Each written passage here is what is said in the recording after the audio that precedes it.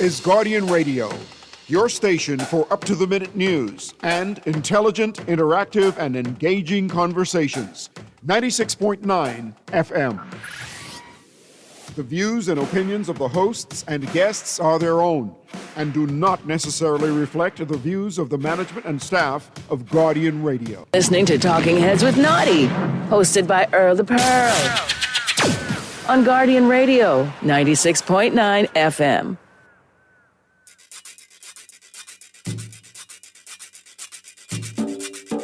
I am for much. I just want it now. Oh, darling, keep looking, peeping until I see stop. Talking Heads with Naughty and MJ is brought to you by Burger King, John's Department Store, KFC, Muffler World, Prince Masters, and Tropical Gyros. When you let me in, oh, girl, I was hungry, starving, my stomach had been. You gave me some food, Lord. Oh, yeah, oh, yeah, oh, yeah, oh, yeah. Oh, to kill that roach, oh, yeah. Welcome. This is Pearly in the house for Talking Heads Thursday here on Guardian Radio 96.9 FM. So happy to be here with you today. And like I've been saying every time, it's hot. It is hot out there. So we're cool. We're going to have some talks. We're going to see how we're going to solve some of the problems of our great country.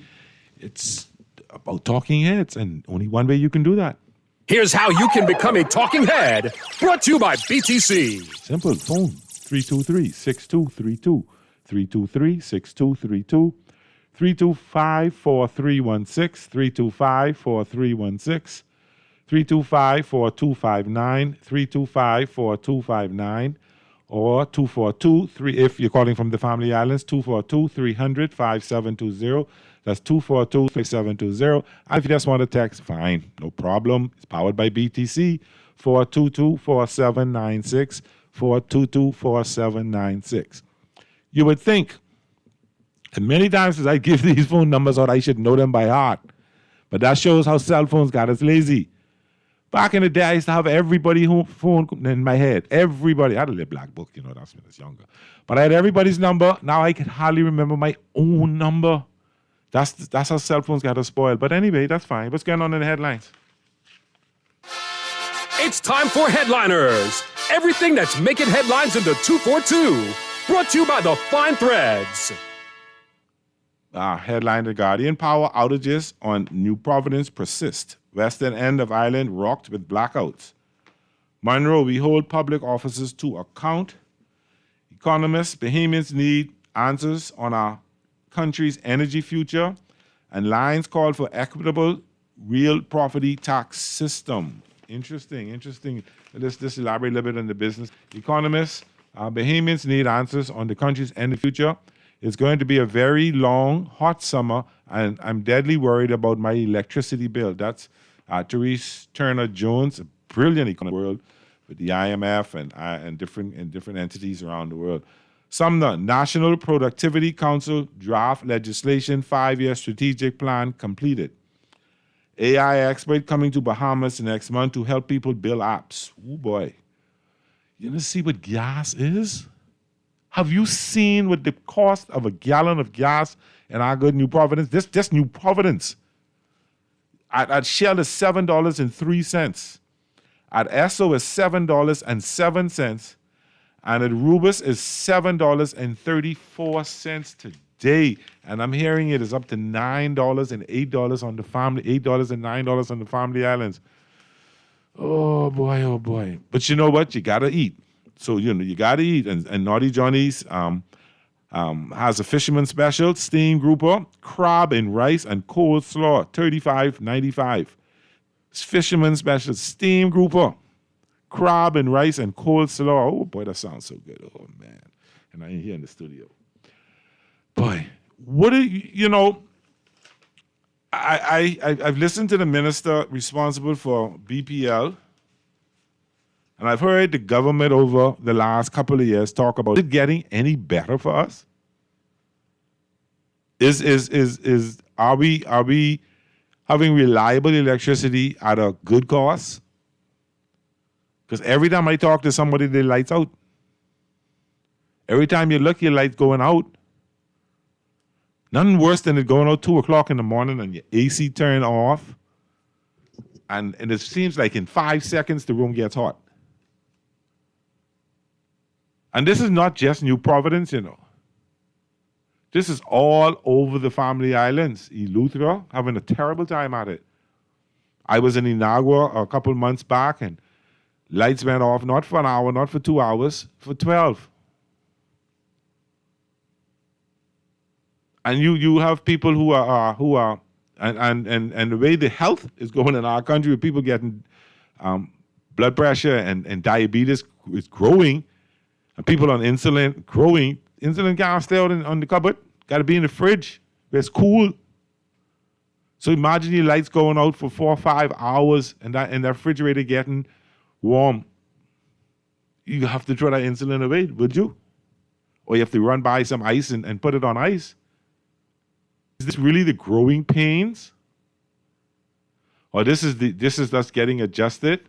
Because you hear all kind of rumors, pipe gone. I don't know that. I don't know if that's true. You can see all this stuff park out. I don't know if that's true. But if it's true, shouldn't the government inform us of what's going on? I see BPL having job fair, or Bahamas Grid, I should say, having job fair. So that means they're looking for people. That's a good sign. That's a wonderful sign. Good day, Pearly. Headlines. Gardner said money was for campaign. This progress, I love it. I was going to ask that question next. What does that mean? How do we look at it? Is it still a nothing burger? Is it frivolous talk? Is this, like the PM said, the minister, sorry, not the PM, apologies. The minister said that the FNM messing with the reputation of the country. Is that it? What does that mean for us? What does that mean? Where did that money come from? I mean, they said from his business. So it's laundered, I guess. Bad word, I shouldn't use that. Sorry. But how do we look at that?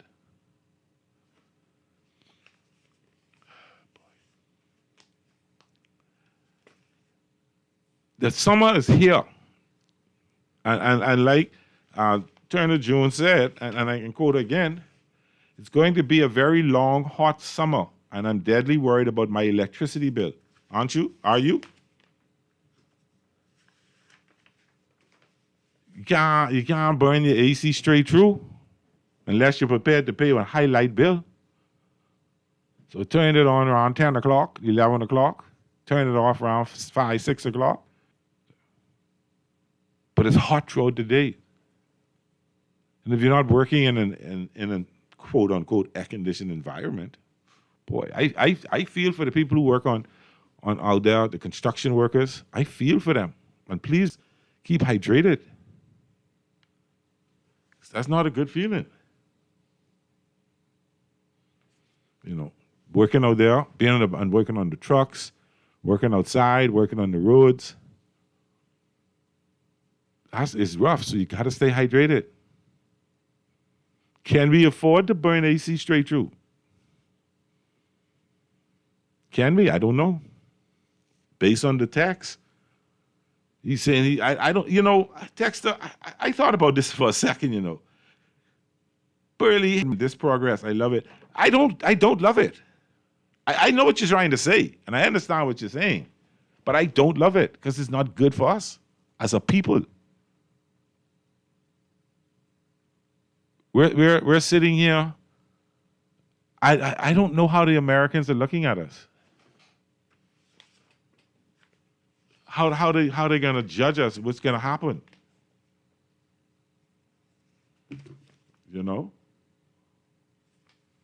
AI expert coming to Bahamas next month to help people build apps.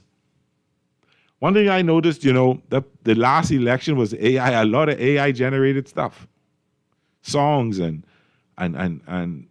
something they call bots on Facebook. Fake accounts, really. Is AI something good for us? Is it, you watch these sci-fi movies and you see the computer takes over or the robots take over. Are we I mean, I'm being a bit facetious here, I guess, but are we heading in that direction? But AI is a good thing if it's done. If it is a good thing for many, it saves time. It helps. I don't know. Somebody said it makes us lazier.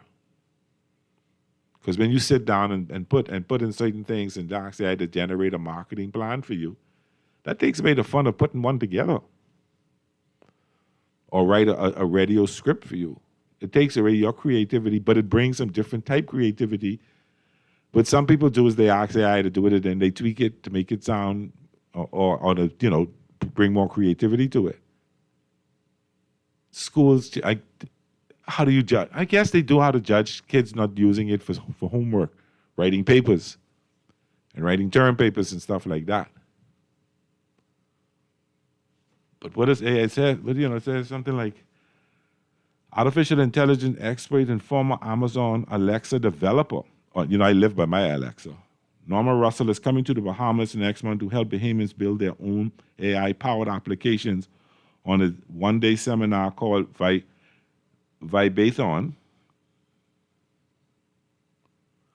In the press statement today, the July 9th event, Bahamas Vibes, the AI Vibathon at Margaritaville Beach Resort, will challenge participants to develop working artificial intelligence solutions in a single day, with organizers pitching the event under the slogan, "Come with an idea, leave with an app."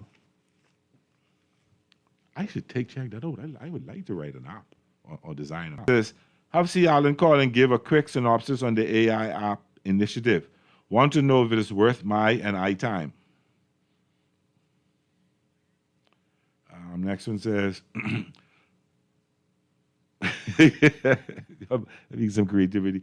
Good day. All these things just to spy on black people worldwide. I don't know about that. Come on, man. Pearlie, how can we develop a technology in education if BPL can't keep the electricity on? These PLP MPs and senators are all jokers, and especially in their speeches during the budget debate. They really think Bahamians are conks. I mean, for real, how you get the lights keep going off? I understand what you're saying there. I understand. Bless up, Grand Uncle Pearlie.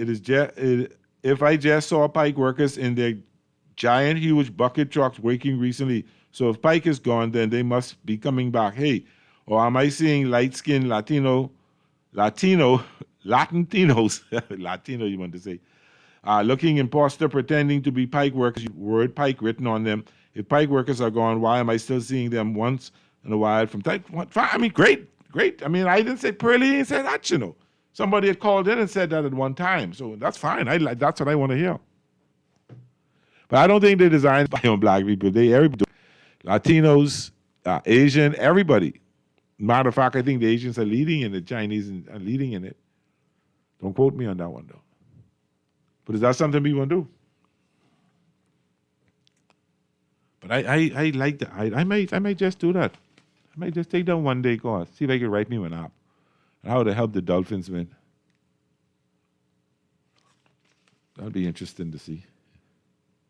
But are we really concerned about our electricity bill? Are we not? I'm not hearing from you, so I guess you're not that interested. You're not that worried about your light bill yet. Or are we starting to see a lower light bill? I can't judge me because I live alone and I just keep one light on, so I don't have a high light bill personally. Because I don't burn it. Now, I don't know. Now, I started to use AC so we can see. Good evening, text. Good evening, Burley. So, Eric Player Gardner, application for bail is denied again. This is going to be long, and we still don't know who was politician number 1, and possibly 2, 3, 4, 5, 6, 7, and 8. So that's what's going on. I haven't heard. I was hoping to hear what happened with his arraignment today and what's going on with that. But hopefully, the Great Guardian will have it, and we'll know something later in the news. Call you on the air. How you doing? A pleasant good evening, Pearlie. How you doing? Hey, Sparky, what you saying? Boy, it's hot out there. I know that. It's dead hot. And I was one of them people which are called disabled. I mean, I ain't that sick like that, but we all got problems. Yes. Got prostate, got heart, got sugar. Yeah. Everyone got problems. Only one waiting on us right now. Ain't coming to help us right now is the Undertaker. The Undertaker's the only one waiting on you. You don't ever see no undertaker around your house and around your body. No. Days come and you go. But you know, they talk about the job fair.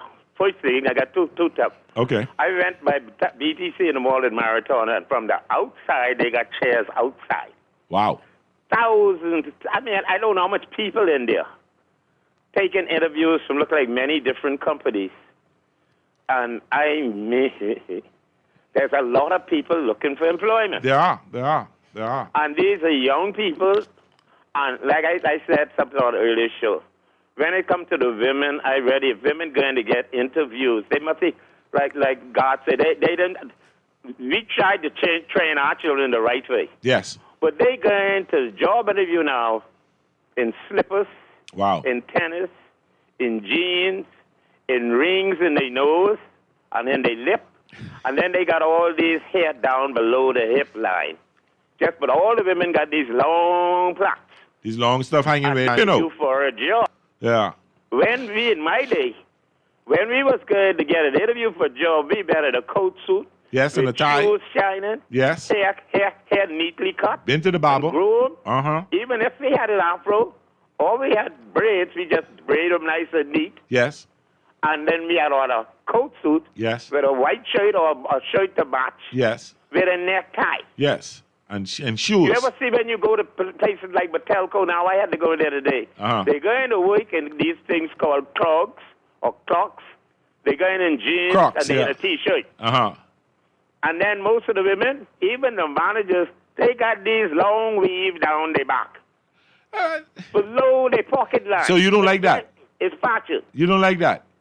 I like it natural. I love my women natural. I don't need no false eyelashes. I don't need no ring in your nose. I don't need no tattoo.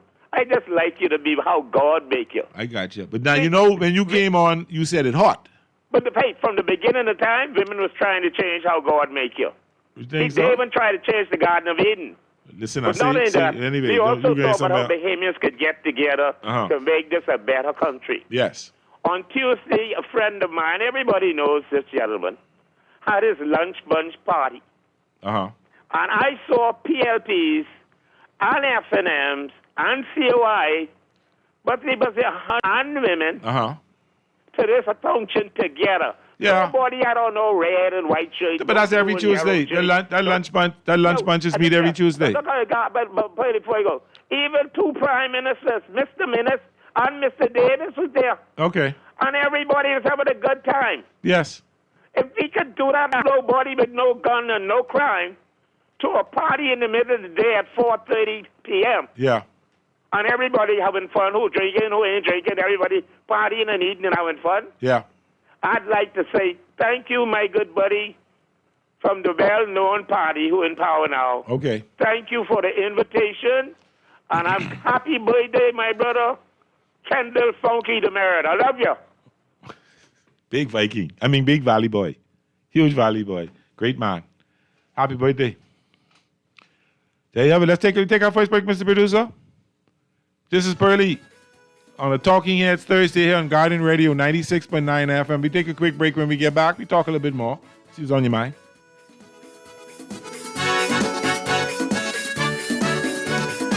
You know I was legal when I come to you. You gave me food, clothes, and protection. You said don't worry about a thing. Just show your loyalty. It's the comfort that we'll bring.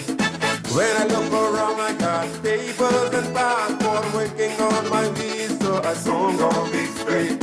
Boss lady tell me send for family. She can clean the house and iron the clothes for me. Confidential, it's a confidential thing. This matter is serious, it's serious. We don't know what it will bring. Turn a trip to Burger King Nassau into a galactic adventure. adventure with the Mondo and Grogu Whopper Combo, featuring special shake fries. Whether you're a bounty hunter in training or just here for your way, Burger King Nassau has everything Mandalorian and Grogu related you could want. Grab the toys, the mugs, the crowns, and your crew, and head on down to BK and celebrate the Mandalorian and Grogu adventure with Burger King Nassau. This is the way. John Shoes and Accessories is your one-stop shop for all your footwear needs. You will find what you're looking for among the growing collection of classic and trendy styles with new arrivals every week. John's covers the whole family and has great prices, helpful and friendly customer service. Your experience shopping with us will be timeless online at www.johnshoes.com. John's also now carries small home appliances, so come on into John's, located on Rosetta Street in Palmdale and Carmichael Road West. John's, we put fashion at your feet. You're listening to Talking Heads with Naughty, hosted by Earl the Pearl. On Guardian Radio, 96.9 FM. It's time for the buzz. What are you buzzing on? Brought to you by John Shoes. This is a story that my daddy told me about one of the many fishing trips that he used to take as a young man growing up on the island. And as we sat on the porch overlooking the sea, he took a puff on his pipe and he said to me, "Son, this is how it used to be. Imagine. The sun is rising on a beautiful morning. I jump in my boat and crank up my engine. I got my old fish nets and my..." And welcome back to our Talking Heads Thursday here on Guardian Radio. 96.9 FM, this Pearly in the house today. So, the Guardian posted, breaking: Jonathan Gardner was denied bail by a U.S. judge today. Yesterday, Gardner, 58, filed a motion for release pending his trial. His attorney said that Gardner, also known as Player, has demonstrated a willingness to comply and agrees to conditions including GPS monitoring, surrender of travel documents, and any additional measures the court deems appropriate. But the judge still said nope. Boy, let me read this text. Pearly, how can we I'm sorry. Pearly, I'm on vacation now and using AC every day and afraid to see what my electricity bill will be. It's just too hot to use stand and ceiling fans. It is very hot for them now. Keep up the wonderful job as an intelligent and lively talk show host. You are simply one of our country's best. Oh, swell my head. I enjoy tuning in when you are in studio. Thank you very much. I appreciate that so much. Get out the way. What Sparky needs to worry about is them transformers. They're the real deceivers. We women only put on accessories. We bring life into the world we deserve to be pretty. Listen, that's Sparky, you know. I have no problem with it. I have no problem, ladies. I have no problem if you want to dress up. I kind of like the nose airing, to be very honest with you. I ain't too much on the lip, but nose airing don't bother me. Once, you know, when I was growing up, we wore bell-bottom pants we call it over the toe, where your bell-bottom over your shoes. Platform shoes. We used to wear polyester shirts wide open with big collars and big high afro. I had a high afro. I used to take every break between class and soccer. I used to run to the bathroom to help pick my afro and pat it to make sure it looked right. I used to take one of my mummy's scarf and put over it to pat it down so it even. Beg my sister to plait my hair for me so I could have a nice fluffy afro the next day. And the next one to do it, call my neighbor Arlene and ask her to do it for me. So people didn't like those styles at the time. That was our styles of the 70s. So as we grow, different styles come out, and you know, to me, once it's tasteful, I don't have a problem with the miniskirt. But when it way up, okay, that's a little concern there. In my best Darryl Mill impersonation. But yeah, it's styles. So we just, you know, now you're going on the job interview, you got to dress appropriately. But if you ain't got it, you just be clean and neat. You know, call you on there. How you doing? Yeah, boy, what's going on? Hey, brother, what you saying, Muff? Yeah, man, all that discrimination and thing over with, man, 2026, man. I see people working in the bank and thing with earring in their nose and things and this and executives and directors and things with roots and things. You look on the nose, you see people in high position with locks. And they have locks in the parliament. Yeah. So discrimination and things. Now, you can't discriminate on people, man. Yeah, no, you have. That's why I say it's this style. You know, you had bell you had over the toe pants, so that was still before your time. Yeah, no, I had a little bit of no back pocket polyester pants. I got you. Bell bottom. All right. I think say that. Yeah. A couple of them. Yeah. But another thing too, what you saying with the phones, but you ain't lie with them phone, but I've been calling people for 10 years and things like that too. And if my phone black out or my battery dead, I don't know their number. If I try to go try call them to tell them what happened to my phone, I guess the name. Once I install their number and I put the name there, I go to my contacts, I go with the name. I didn't even know their number. I've been dialing them for 10 years. I can't tell you their number. Yep.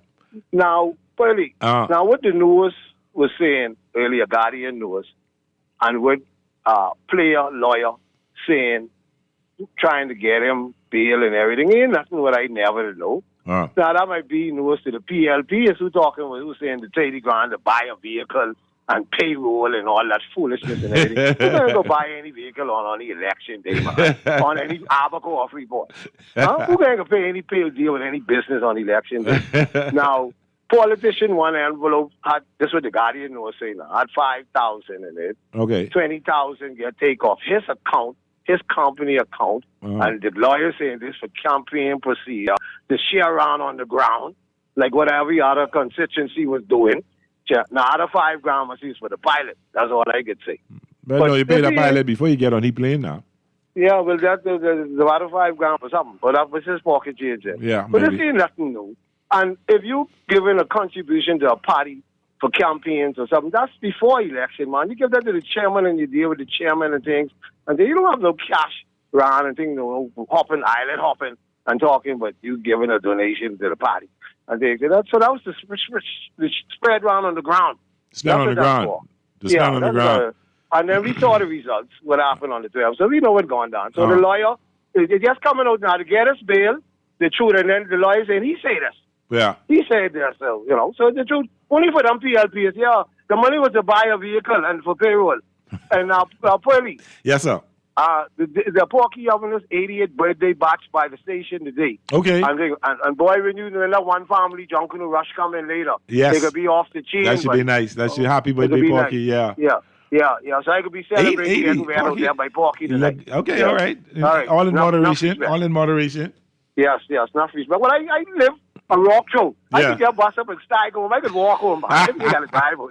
All right. Be careful then. Do one for me. Interesting. But,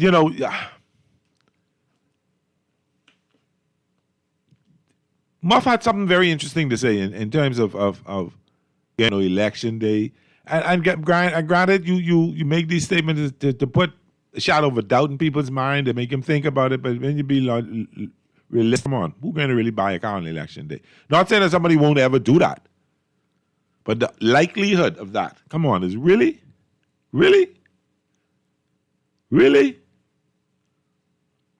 So, I mean, we got to stop insulting our intelligence by saying certain things. Leave it for the lawyers.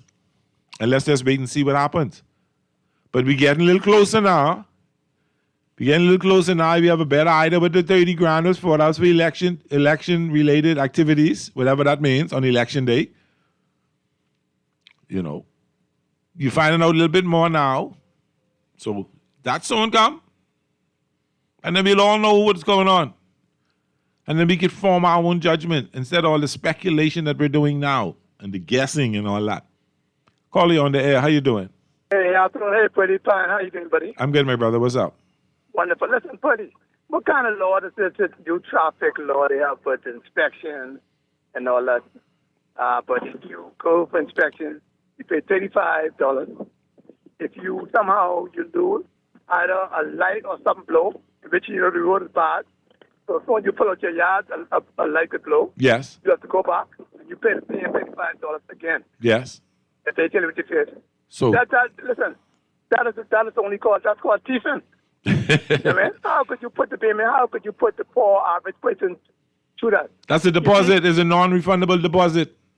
Yeah, but probably those guys, when they're in Parliament, they're driving our cars. Yes. Okay. Yes. They're using our gas. They don't have to go through this. No. So they are. But some of them no. All of them have personal cars as well. Nobody has just a government car. All of them got personal cars. Everyone on them. Yeah, but their car they get to use or they get to hold on to the mileage while they're in power. Yeah, and then they send somebody to license the car for them. They have to go through the headache you and I have to go through. Yeah, but you think they can fail up for one light bulb? Probably not. Probably not. But Probably. Okay. So why are they putting us through that? Well, you know, they're trying. In defense of the government. Here we go now. Let me see how best I could do this now. Let me try. What they're trying to do is, first of all, they're trying to ensure that we have proper vehicles on the road. No problem. So they make sure that a lot of times people slip there, have a little light blow. Man, I can fix that. And the inspector say, yeah, okay, and you never get it fixed. Or so what's it doing is making you make sure that your car is proper before you even go there. So what that do is that probably open up a whole new revenue line for some people to be outside checking your car for you before you go in to make sure so you go through 2 inspections. So that's double money you end up paying there. Yeah, that's the problem. The next thing is the government got to do what it can to raise the funds to run the country. Well, okay, yeah, that big customer cabinet. Obviously, they need more revenue and more tax for that, eh? Yeah, that's a lot of people. That's a whole lot of people. Exactly. Have a good day, buddy. Thank you, my brother. But people should march against that. People should not accept that. See, I hear you, but let me tell you something. I can say this.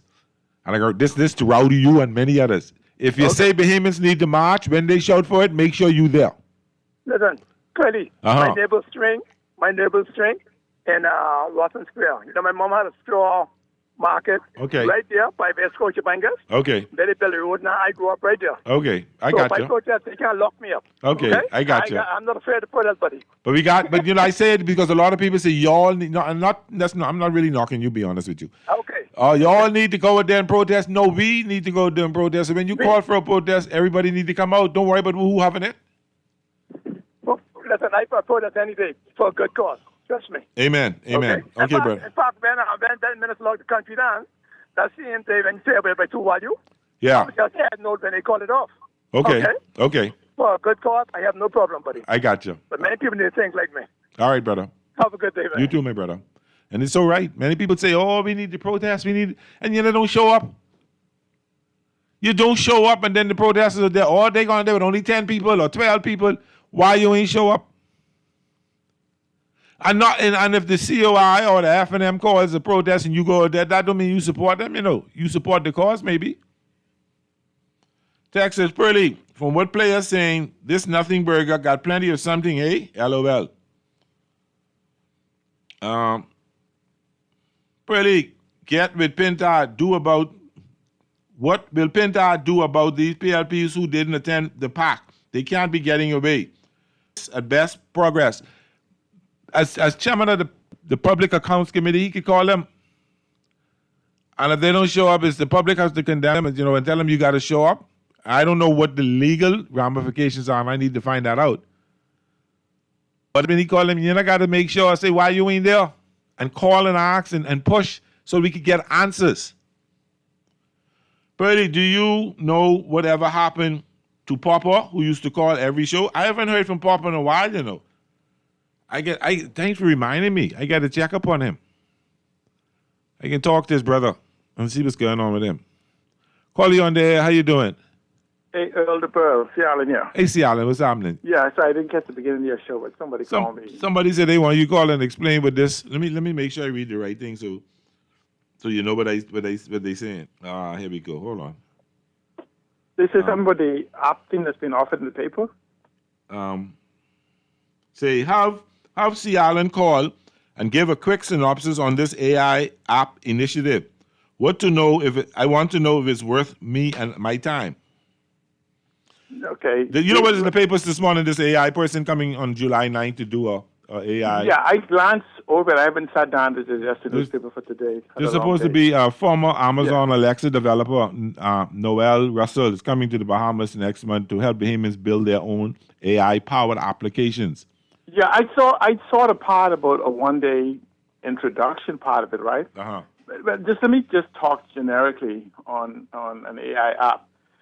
The first thing would have to be determined when developing apps, more so in the AI environment, is that it should be about converting information into intelligence, and the intelligence into action, and action into measurable outcomes, and the outcomes into an economic value.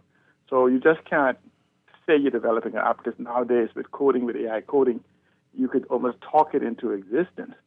But when you're developing an app, right, it has to have about 5 characteristics. It has to solve a specific problem, operate inside trusted data, produce measurable outcomes, and create a defensible relationship with the user.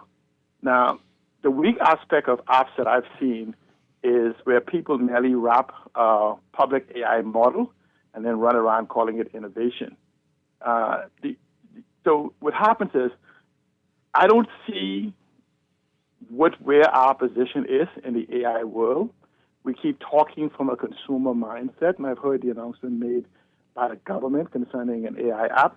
I would like to see their actually written policy position and their framework. And the reason for that is that, once again, we are late at the party.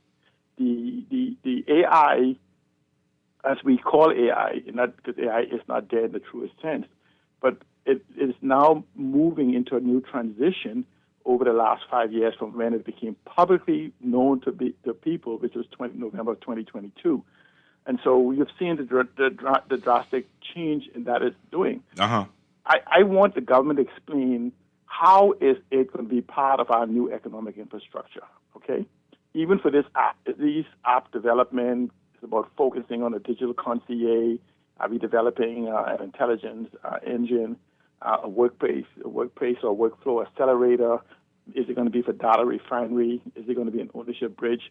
And so it's like we are good, especially when it comes to technology.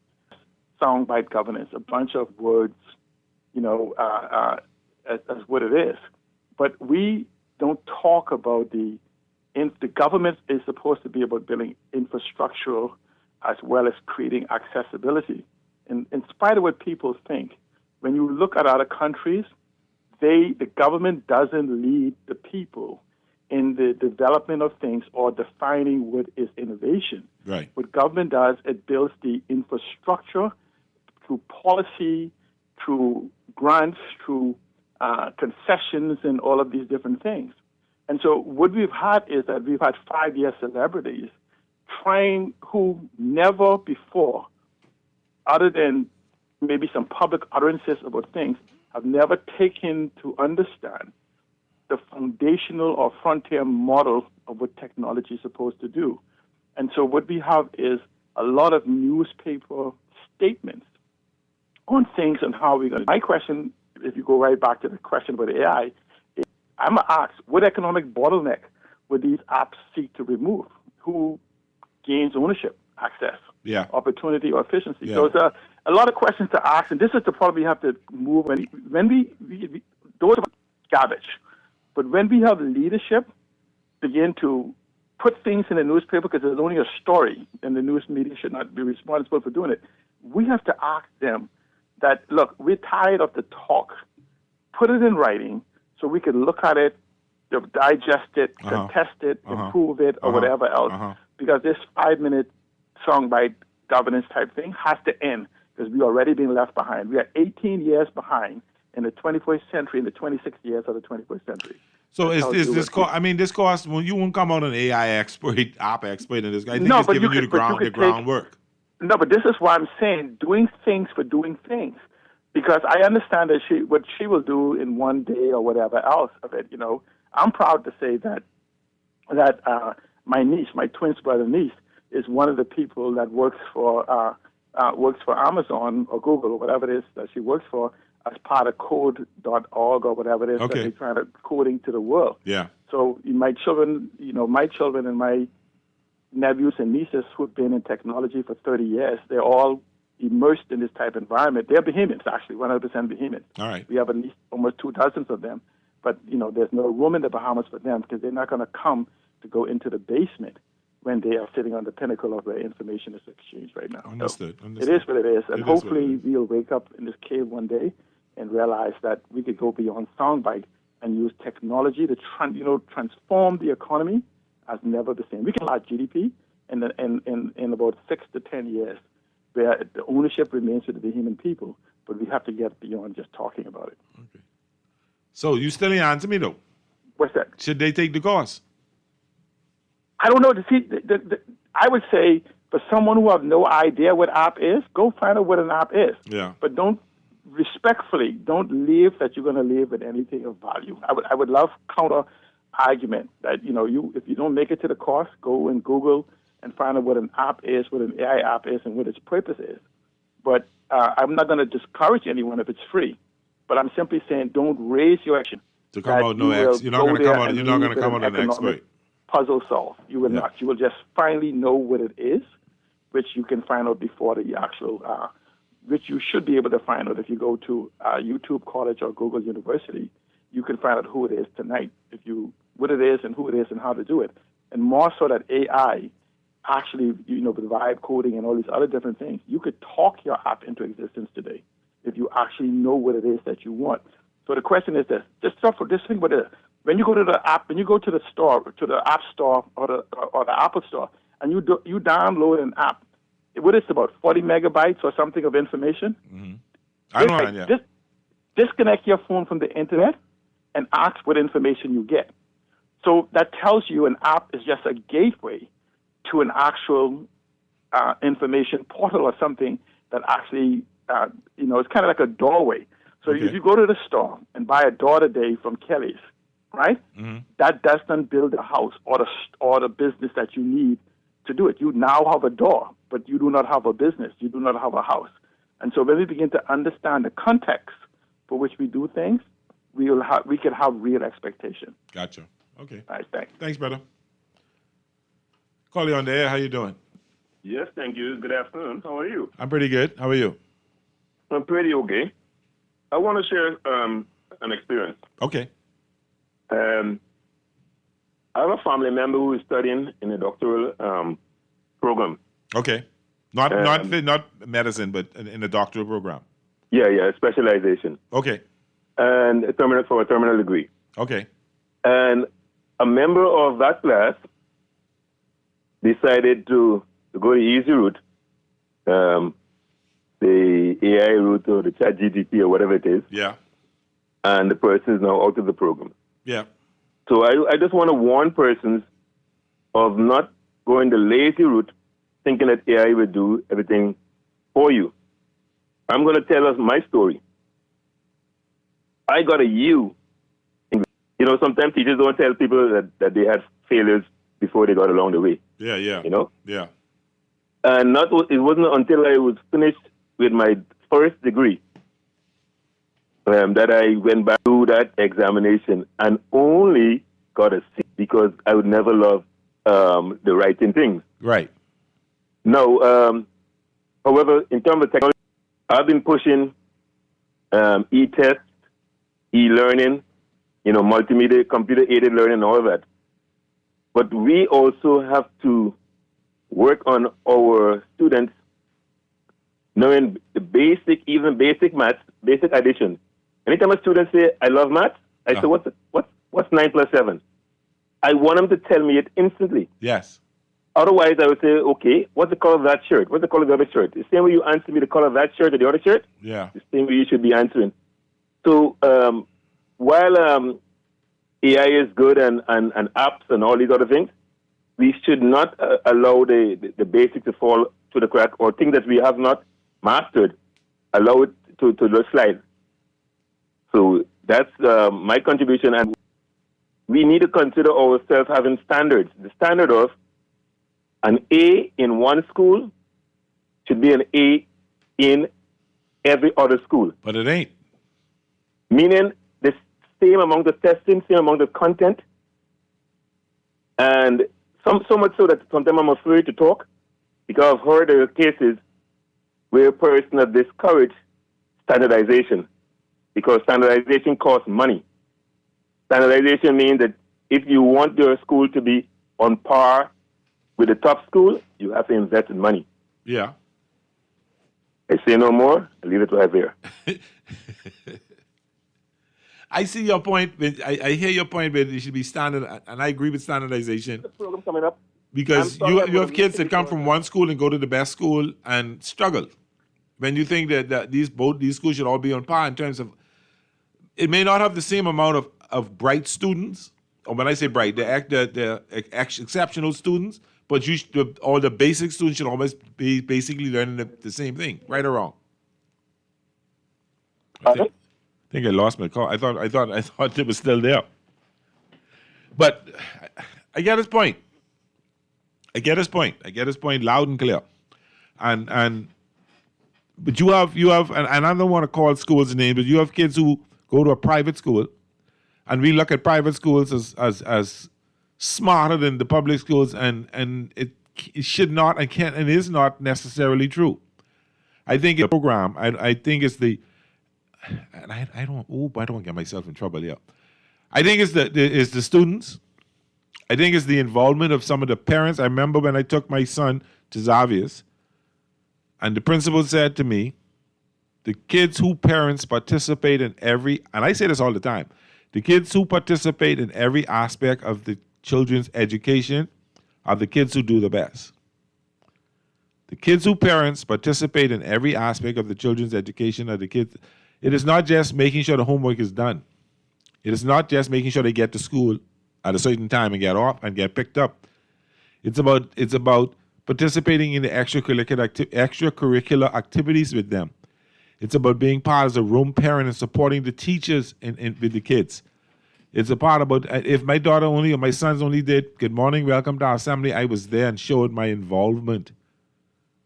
Get to know the teachers. Get to know the school, be involved so you can understand, instead of having these little meetings in the parking lot, criticizing the principal, cutting down the teachers, when you should become a part of it. So you know what's going on. I used to give the teachers my business card and say, call me anytime. Because I want to know what's going on. If there's an issue, let me know. I want to know what's going on. That I sacrificed and my kids had everything they needed to go to school. Books, pencils, pens, geometry sets, all that. Make sure I was done. Many times I did without. Somebody says, tell C. Allen to have some virtual classes on AI app development and other technologies. He seems to like to contribute to us. Maybe do some videos we can watch when we can. Interesting. But so it's not just the school itself. Then you have some schools that are good, but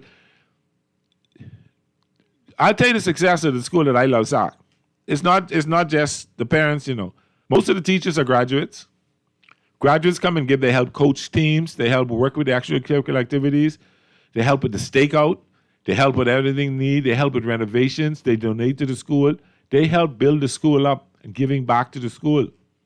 Involved, and they know the principal. They know the teachers. They know what's going on. And there's where you build success. There's where you have a better school. Not just paying the school fees and making sure the homework done. And some people believe that. I pay my school fees. My children, I don't need this, I don't need that. But it ain't just that. It's a lot more than that. It's a whole lot more than that into educating a child than just paying the school fees, buying a nice uniform, getting in the book bag, and just sending them to school. It's more than this. I saw some pictures of some proms. Do the prom like they used to a couple of years back, where it's a big show and everything. It ain't like it used to be, and people can't afford them kind of things now. It's tough. But all that, everything you do in the child's education, making sure they have all the proper equipment, making sure that you go to the school, you get involved, you help out. So those of you, school closed now, so I may not want to hear this today, but those of you who are preparing now, I can always say, my children's mother, by the end of July, mid-July, uniform bought, most of the books and pencils, pens, all bought, already done, set, place, boom, they're in place. The shirts bought, the crest get put on the shirts, and they ready before August 1. And I used to be like, what you doing? But now I understand. Text says, the teacher has the right idea. Every few years, the government announces some new techie sounding things that will create thousands of programmers, data analysts, and now AI experts. That's not how it works. Imagine someone offering a class to tell you you can use AI to become a graphic artist in a day. I wish we would train people to learn the basics, then work hard as opposed to all the initiatives from the ministers. I hear your point, but things are getting things are getting easier. But while they're getting easier, we're becoming lazier. And that's where the issue is. I love the chat GPT.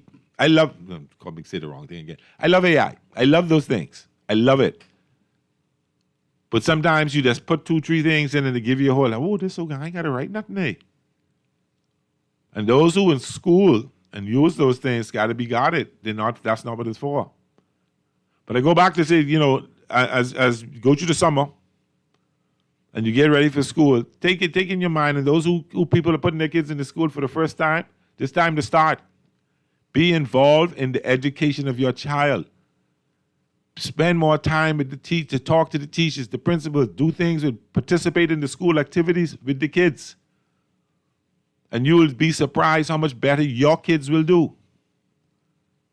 How much better they will be. The teachers may pay more, look at them as, oh, that's Mr. Pearlie's son, let me make sure. But they say, oh, all the parents come in, let's make sure and work hard with these kids. You'll be surprised. You know. So that's my tip for the day. But as we end, after hour, we get back into sports. Some interesting things happen in the World Cup. But this has been Pearlie. Thank you so much for the calls. Thank you for the text. Talking Heads Thursday here on Guardian Radio, 96.9 FM. When we get back, we can talk some sports.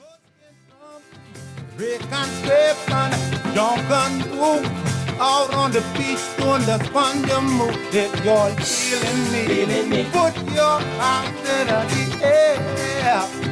Hands in the air.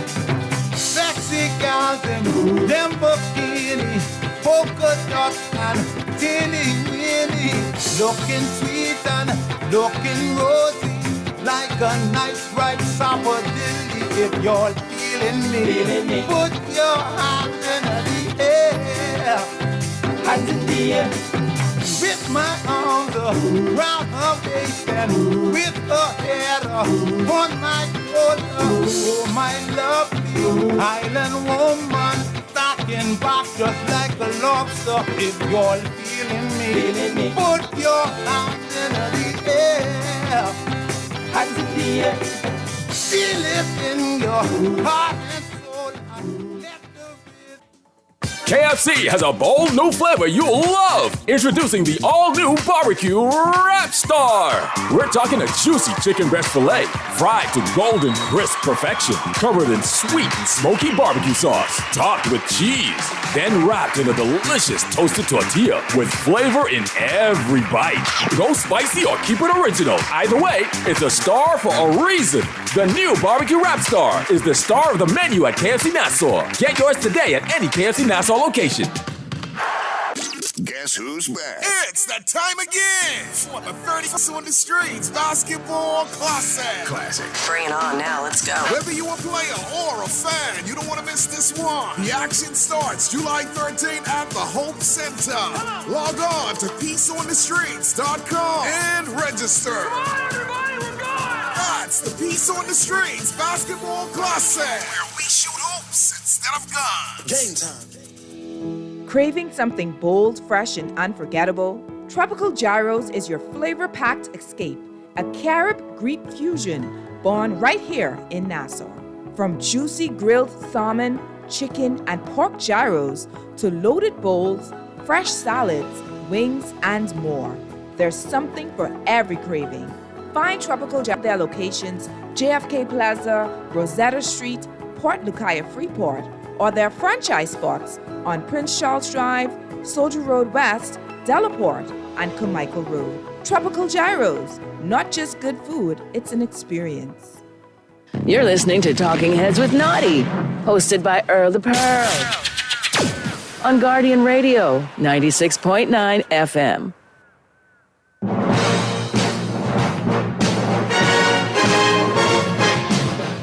Talking Heads with Naughty and MJ is brought to you by Burger King, John's Department Store, KFC, Muffler World, Prince Masters, and Tropical Gyros.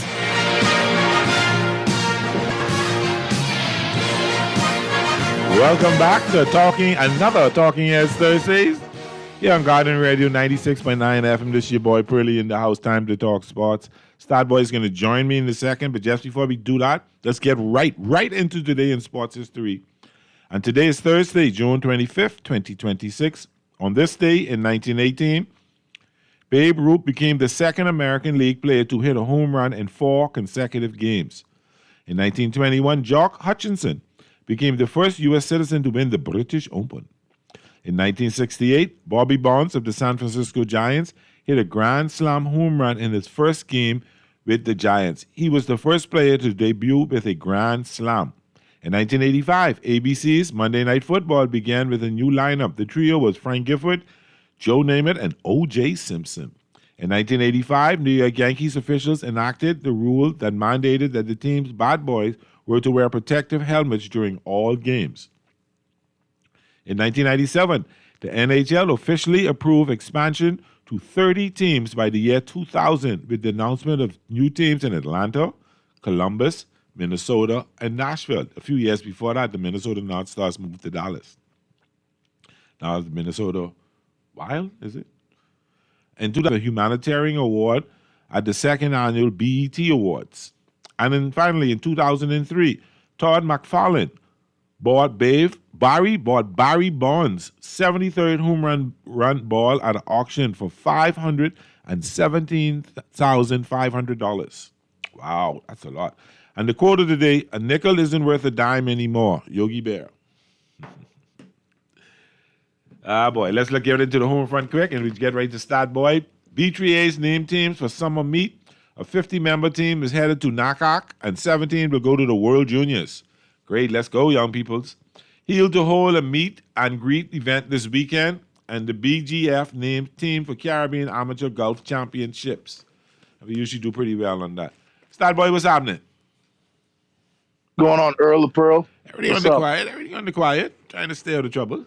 Likewise, that's all you can do. I tell you, just before you and I hit it, let's just take this call quick. Call you on the air. Hey, what's up, brother? What's happening? Long time no see, long time no hear. All right, they're trying to stay out of trouble. What's happening, Coach? Yeah, well, man, the other day, I saw a certain day was the first to 50 wins, right? Yes. And about 3-4 weeks ago, man, they had a team in Atlanta, there was another team. In Milwaukee. I thought these teams had 60 wins. No. They cool down. They cool down. They're separating the men from the boys and the champions from the contenders now. It was he was the voice of 50, with all the injuries and all no closer, they'll start the next. They let us get 50 wins, right? And that's took the broom to Minnesota. Start, boy, in case you don't know, this Coach Seymour, he's almost as big a Dodger fan as I am. Good to hear. Yeah, man. I leave you all to discuss that, man. Hey, Earl, it was a 50 for 50 because, yes. Your boy turned 50. Yeah, I send you an happy birthday greeting. I hope you had a great one. Yeah, man. It was a good one. Even the Dodgers, on 5-3. Yep. I was like, oh man, I don't want to bring in my boy David along. And then I was like, hold on, let me just stay up. Because, we saw 3 runs at the bottom of the ninth. Yeah, Mookie. I love it no other way. Yeah, yes, that was a wonderful time. Yeah, man. Yeah, but man. Well, once the school is closed now, so you'll hear a lot more from me. Okay. Over the next 2 months. All right, my brother. Keep chiming in, brother. Appreciate that. Keep listening, keep calling. Thanks a lot. Take care. Stat boy. A good Dodger fan. Good Dodger fan. And that's why I corner let you all enjoy the Dodgers. Did you watch my Brazil yesterday? I saw them. I caught them. Yeah, I went to a dinner with my friends before we all went off, and they had it on. We were at Green Parrot. Okay. Shout out to the sponsor of the show. We were there. They had Brazil versus Scotland on there, and I think it was 3-0, and you predicted it. Yep, so credit to you. Yep. Because I thought it would be something like 2-1 or 3-1, but 3-0, you called it. Gotta hand it to you. They're starting to come together as a team. They're going to be tough. And I like Vinny Jr. Vinny Jr. Really he should have had 3 goals. They took one back from him. He must have been, offside? Yeah. They call a penalty, something. Yeah, they took it back. Cunha got a goal. Yeah. Vinny Jr. got, to start it off in the 7th minute, and then in added time in the second half, he scores a goal. They're bringing Neymar off the bench and they're still producing and Well, winning. he's So hurt. that's when They're you hurt, know so the they're team peak. they're not pushing him too hard just yet. They saving him. Right. You know. But you know what was a real entertaining game and really fun game? The Morocco-Haiti game last night. We saw that as well. That was fun. It was and Morocco came in the last few and scored 2 goals to win it, but it was good fun. Man, it was at one point Haiti had a 2-1 lead on them.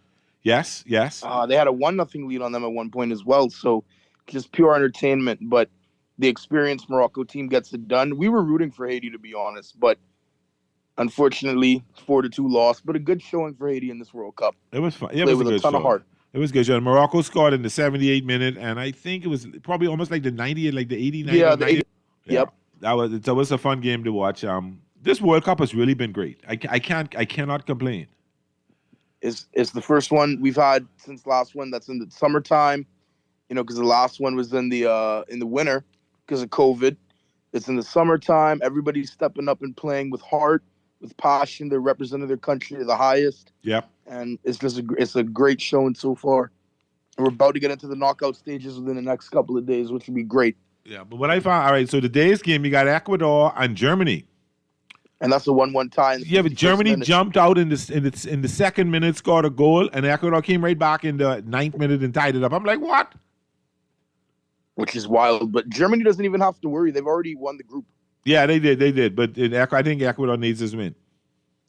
So Ecuador is definitely going to fight for that win. Curacao and Cape Verde at 1-0. Cape Verde, Cote d'Ivoire. Is that Cape Verde or the Ivory Coast? Ivory Coast, not Cape Verde. Yeah. Yeah, it's the Ivory Coast. Yeah, sorry, my bad. Yeah. And then later tonight, Tunisia plays the Netherlands, Holland. Yeah. And we have Japan, Sweden, which should be a good game. That should be a good game, correct? Turkey versus USA. Turkey's already eliminated. And then Paraguay and Australia. Now, somebody's asking the Americans, should they put their play? Do they need to keep those guys in to keep the momentum going, at least for the first half? That's fair. Yeah, play them a half and then get them out. Yeah. I would agree. They've already won the group, though, so they have nothing to worry about. Yeah, they did. They look good, but we'll see. After in the knockout series, that's where you separate the top tier from this. Yep, the top tier from the second tier, and we'll see some great soccer. But it's been fun. I really enjoyed the Brazil game yesterday. I'm enjoying the World Cup. When I get off the show, I'm going to go catch Tunisia. Actually, I'm going to watch the Japan-Sweden game. I think that should be a good game. Yeah, that's the game I want to watch as well. Yeah, but I'll flip back. One will be on Fox, and one will be on FS2. FS2. So you flip. Yeah. I just flip back and forth. And then later tonight I'll catch the US and Turkey just to see what they're saying. I was very disappointed in Canada last night. I thought Canada would have won that game. Yeah, it was a tough break for them. They were fighting back late, but they've gone through in second place, fortunately for them. Yeah. So, but the problem, knockout stages, but it's not a good look before you head forward. Yeah, and then they're not. And see, if they had won that game and won their group, they would have stayed in Canada. Now they got to go to LA to play. Yeah, now they have to travel out of their home host country. Yeah, which is a bummer for them.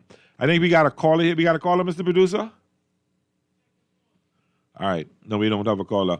But okay. I thought David they tried at the end. They were down 2-0 to make a big comeback. They almost did. Okay. We got Spock. It just didn't happen in the end. No, it didn't. Unfortunately, it didn't happen. It didn't happen. It didn't happen at all. It didn't happen at all. Let's take this quick call from Sparky. We were worried about one of our regular callers, Papa. Sparky, you got 30 seconds. What's happening?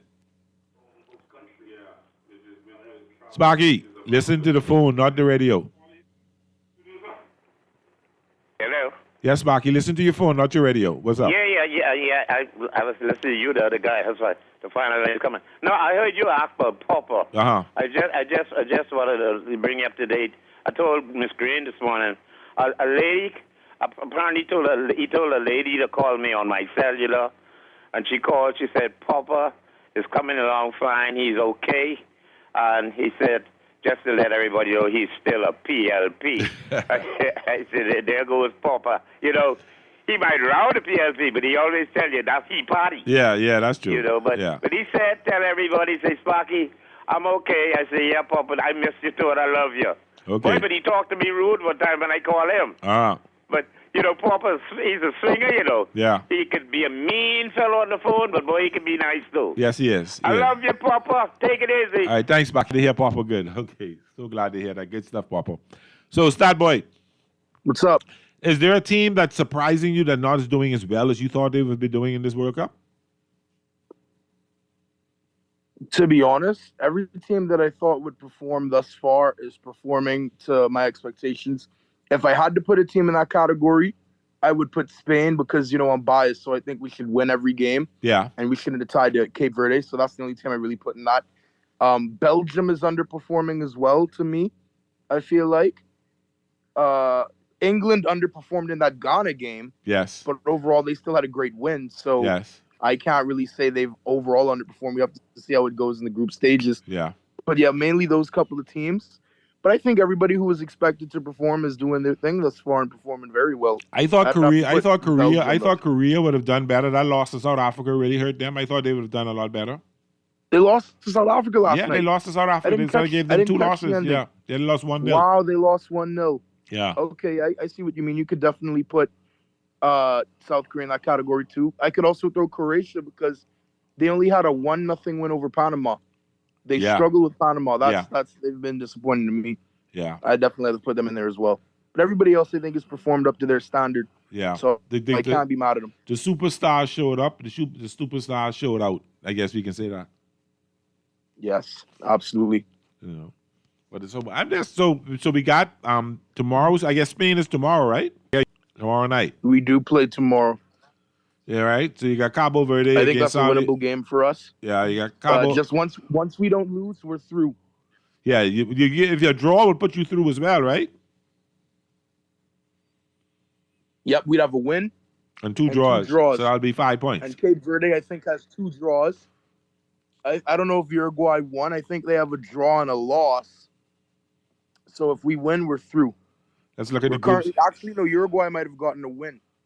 So let's look at your groups quick. No, Uruguay has 2 draws with Saudi Arabia and Cape Verde. We drew to Cape Verde and beat Saudi Arabia. I think we could beat Uruguay outright. But I mean, honestly. so right now, we're in first. You got 4 points. Spain got 4 points. Uruguay got 2 points. A draw would put Spain through.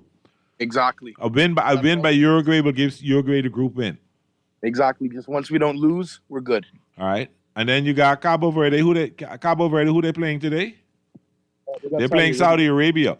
Which is interesting. Which is quite interesting, because they've got where are they? I just had them in front of me a half a second ago. They've got okay. So Cabo Verde has 2 points, 2 draws.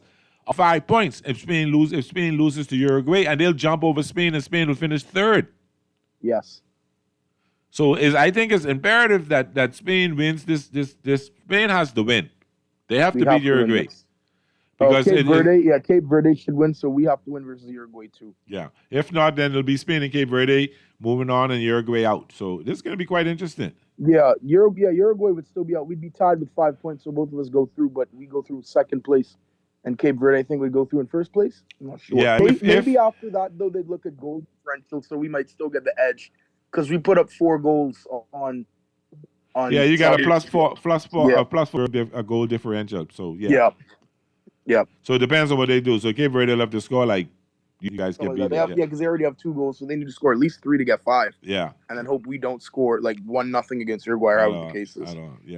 Yeah. What's interesting is watching the group I with France and Norway, who both are undefeated. That's setting up such a great game. That is gonna be awesome. That is gonna be amazing. You got Mbappe on absolute fire versus Haaland, who's just been impeccable his first go around. And that's tomorrow. That's tomorrow at 3 p.m. Norway, France. The win. That's the win for the cup. That's the win. And for the group. For the group. It's what's it called? It's in Foxborough. In Patriot Stadium. That should be fun to see. Okay. Great. And the thing about it is, and I wanted to bring this point up earlier in the week, but I'll bring it up now. Norway did something very interesting. Instead of, just trusting the American fast food places and nutritionists and all that, Norway imported a bunch of hometown fish, chicken, protein, stuff like that. Yeah. Their fruits, their cheeses, their diet for all the players, and like thousands of pounds of them Yeah. So that their players don't go and eat oily burgers and fries and things like that. And I think it's been shown in the performance. Yeah, maybe so. Quite maybe interesting. So.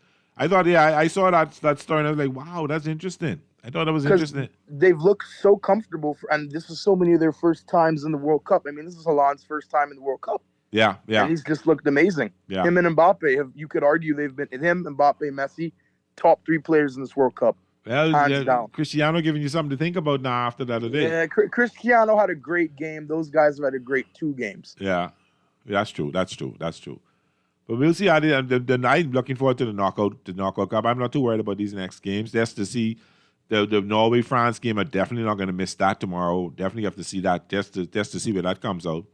I agree.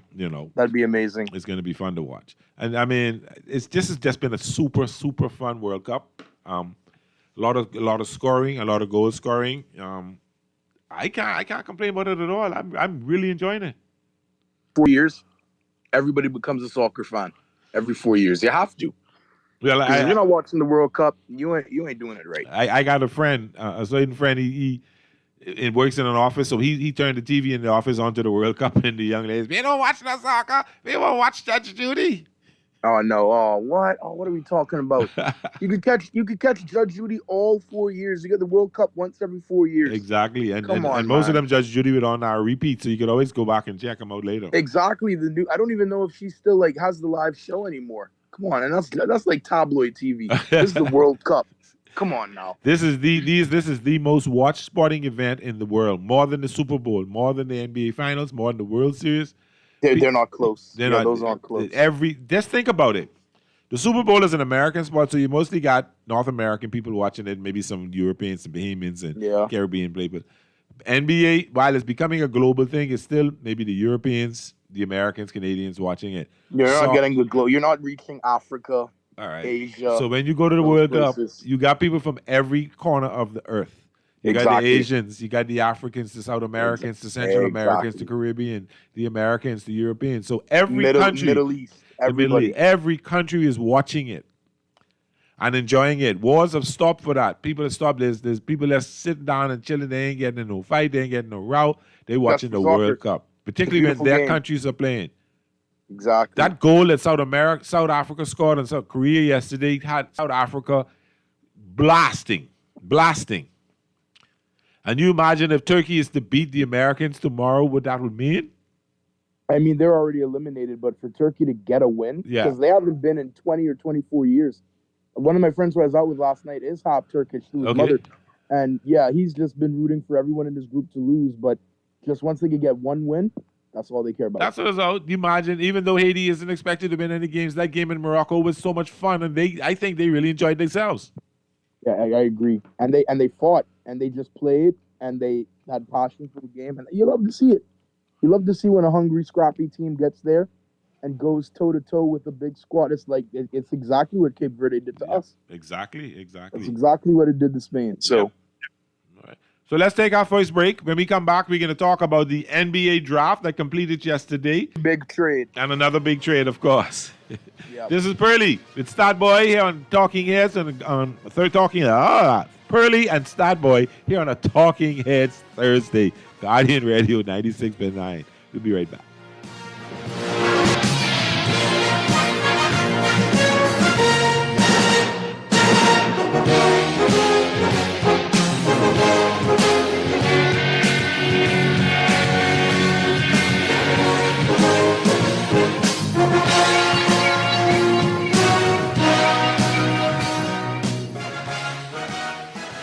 KFC has a bold new flavor you'll love. Introducing the all-new Barbecue Rap Star. We're talking a juicy chicken breast filet, fried to golden crisp perfection, covered in sweet and smoky barbecue sauce, topped with cheese, then wrapped in a delicious toasted tortilla with flavor in every bite.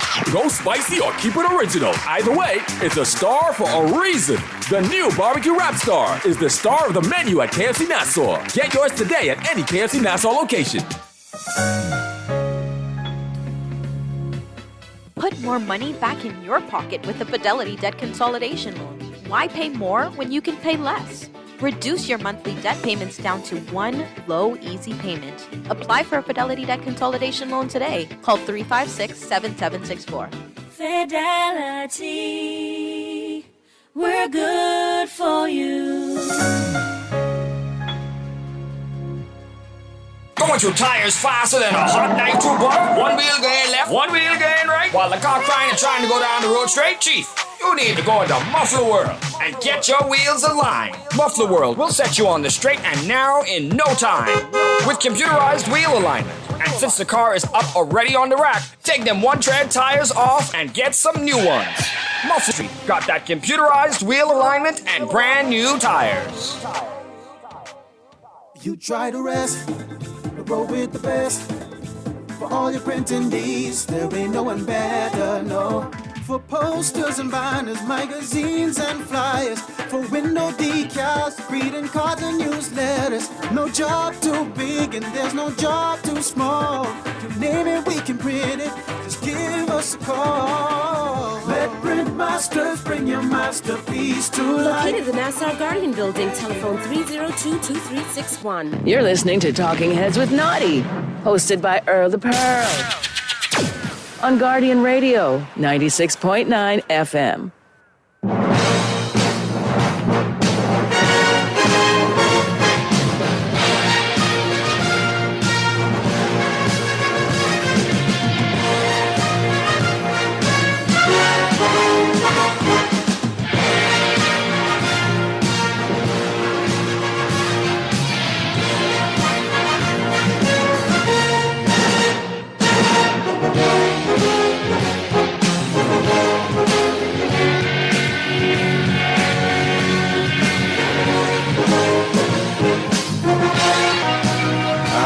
Welcome back to Talking Heads Thursday here on Guardian Radio 96.9 FM. There's Pearly in the house with Stat Boy.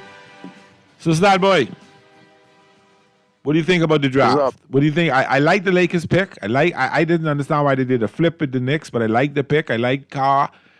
He brings defense. He's got a very wide wingspan and can hit and can shoot the rock. What are your feelings on it? He's a nice guard. He averaged 18.9 points at Baylor, shot 49% from the field, 37% from three. A solid 3-and-D prospect with a massive 7-foot wingspan. He could guard a lot of positions. I personally wanted us to go ahead and get Koa Pete. I believe that's the power forward from Arizona. I could be mistaken, but Koa Pete would have been a nice addition at power forward, which we're going to need. He has a size, versatility, athleticism. I believe he's now with, it might be the Timberwolves or the Spurs, one of them teams. But Cameron Carr for a backup guard for us off the bench, that's something that we needed. I do not hate it. I don't know why we traded up one spot. I don't know what we gave them. It looks like cash consideration. Yeah. Nice guard. I can't say I'm mad at the pick. And the Lakers obviously see something that I might not see in terms of the whole package, but I like it. But the next move the Lakers made kind of had me looking little. They traded into the fifth for the 56th pick, I think, with Minnesota, if I'm correct. Mm-hmm. And then for cash, and then they sold it to the Bulls. We must have got the pick, and then we must have got the cash back and gave it to the Bulls. No, what I heard was that the guy that and they didn't leak to say who they wanted, but the person they wanted, they think was probably picked ahead of that 56, so they just went ahead and got out. Yeah. So that's what I'm hearing. That's the rumors going around. We must have been the person that we wanted to get late. I mean, in a 54th or a 55th pick usually doesn't pan out. Now, I know there's been a lot of hype around a certain 54th pick in recent years for reasons, but let's be honest, people. It's not that impactful of a pick. Well, I mean, Kirk Rambis was a 7-round pick or 8-round pick, and he turned out to be. That's back when the draft had 7 rounds. Now we got 2 rounds. Yeah. So I don't see why a 2nd-round pick can't be almost, well. They can be, but I mean, certain ones, them nowadays, you know what I mean? And the kid from the center from North Carolina, Veracio or something like that, if I pronounce his name correctly, turned down NIL money of about $6 million to go into the draft, and now is not even going to make that in the 2, and he's not even guaranteed 2 years in contract because only the top 10 picks probably get $6 million or higher, and then after that is in the mid. Visar? I think that's his name, Visar. Henry Visar from Estonia. Yeah. Well, he was chasing the dream to make it to the league. That's what high caliber athletes do. I mean, NIL does pay you a hell of a lot, but he's 22, born in 04, coming into the league. I respect him chasing his dream. Yeah, but they were saying he should stay in one more year. He would have been a higher pick next year with another year in there. Secured some more money. And secure money. Now he's gonna if he makes the team. All right, first round picks are pretty much guaranteed 2 years. So you could probably make that money in 2 years. Second round pick. Second round pick. They're not even guaranteed to make the team. One, they're not guaranteed to be. They don't have a guaranteed contract for 2 years. So you really take a real gamble. When he was only predicted to be a late first round, maybe early second round pick. And that's about where he went in the second round. 56. He went 52 or something like that, way down to the bottom. Did he? Yeah. I thought he went in the 20s. No, I think he went. If I'm correct, I think he went 52. Wow. He really fell. That's what I'm saying. He's not gonna. It was a gamble that did not pay off. My question is, can he now say he wants to go back to college? Can he? Or no? He's not obligated to sign his contract. Okay. Even to go back if he really wanted to pull that move, but obviously he got drafted by the Atlanta Hawks. They see something in him, and the Hawks traded for him. I think the Clippers drafted him. Yeah, he's in the league now. We'll see what he does. Yeah, hopefully. I like that kid that the Hawks got, though. Flemings. Nice little guard. Yeah. Hawks look like they did some good stuff. We'll see. We will. The big trade happened. They pulled the trigger on it. LaMelo Ball is headed to the Minnesota Timberwolves. That is an interesting trade to me. Who got who and who all what? Tell me break down. So LaMelo Ball is headed over to the Minnesota Timberwolves in exchange for Naz Reid, a 2033 first-round pick unprotected, 3 pick swaps in the first round over the next few years in 27, 28, and 29, I believe, or maybe one is 2030, and then 3 second-round picks, all for LaMelo Ball. Wow. And they give Naz Reid to the Hornets. Wow. Kobe White has re-signed his deal today for the Hornets, so he's their main point guard now. Okay. And they pair up Anthony Edwards and LaMelo Ball in that backcourt. That could be something else. I think that may have been what Minnesota was lacking. It could have been, but now they're very weak at big man. Yeah, because then they've only got Rudy. Who they pick? His offensive game is limited. He's a great defender, but Naz Reid bought that perimeter spacing and versatility at the 4. Now he's gone. Okay, but didn't they pick a big man? I think they did. I can't remember his name. My Timberwolves friend had sent me the big man that they picked, so I'm gonna go and look up the draft picks they made right now. But still, he's a rookie. Naz Reid was established 6th man of the year, come off the bench. My brother. True guy, grit, toughness. You hear what you said just now, right? Yeah, repeat it, please. He was a rookie. Yeah, the guy they drafted. No, I know. You saying that the draft they have as a rookie, right? Like the guy is now coming in as a rookie. Yep. Who did San Antonio Spurs put in the World Championship and the NBA Championship this year? Didn't they have a rookie? That's completely different. He played, and the other guard who they signed for $200 million turned out to be fraud. So it's unfortunate. That's why they lost. They played that rookie more, they'd have won. Anyways, that's bad memories. I don't want to talk about that. Yeah, Trey Kaufman-Renn, 6'9" forward out of Purdue, the Minnesota Timberwolves. They also drafted Isaiah Evans, a 6'6" winger, to play for the. He was selected by the Nets, traded to the Timberwolves shortly thereafter as a part of that Julius Randle trade, and that's what they're going with now at big man. So the backcourt should be great. It should be a great backcourt because LaMelo Ball. People talk about him shooting and all the threes and the carelessness. He's pass first, and he's one of the best passers in the league. Anthony Edwards is going to get his points. It'll fit fine. But the big men, I don't know how that's going to work. Well, according to some of the analysts, the Timberwolves got an A- for their picks yesterday and the day before. Well, fair for them. Good play for them. Evans is probably a huge part of that. Okay. How to put this question to you now? What do you grade the Lakers? That's my question. What do we grade the Lakers? Their moves? Yeah. Bringing in Austin Reeves and Cameron Carr. I give it anywhere from, try not to be biased here, but we got Austin and this nice guard. So I would give it anywhere from a B+ to an A-. And I'm trying not to be biased. Just those two major moves are very good. They gotta beat.